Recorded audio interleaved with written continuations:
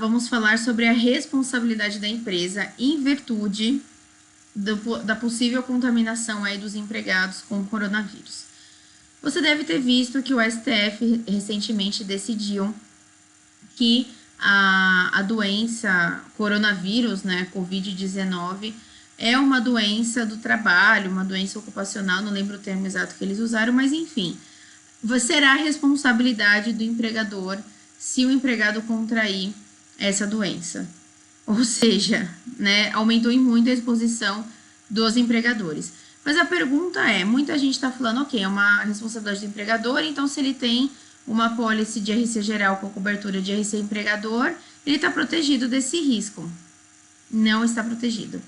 Algumas pessoas falam que ele estaria protegido porque o RC empregador, apesar de cobrir acidente, algumas seguradoras não escrevem o termo acidente e fala que cobre danos causados a empregados, né, que resultam em morte ou invalidez.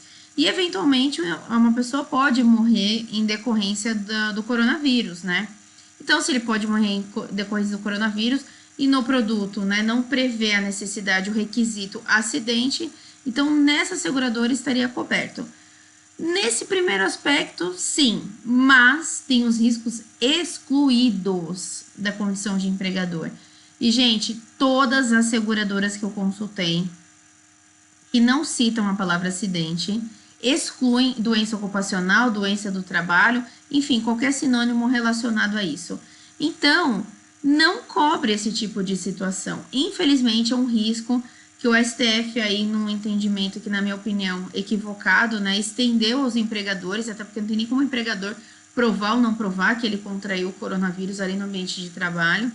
Mesmo que tinha um colega que foi diagnosticado com a doença, enfim, ele e foi rapidamente afastado, ele pode ter contraído a caminho do trabalho em casa, na casa de um parente, ou um parente foi visitá-lo, enfim. Mas não é o objetivo desse vídeo conversar sobre isso. O objetivo é falar sobre a proteção dele no seguro.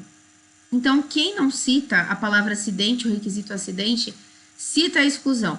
Mas a maioria das seguradoras cita acidente e ainda cita a exclusão para doenças ocupacionais, doença do trabalho, enfim, qualquer coisa análoga. Então, a resposta é não está coberto no seguro de RC geral, na cobertura de RC empregador. E qual seguro ampararia isso? Nenhum seguro.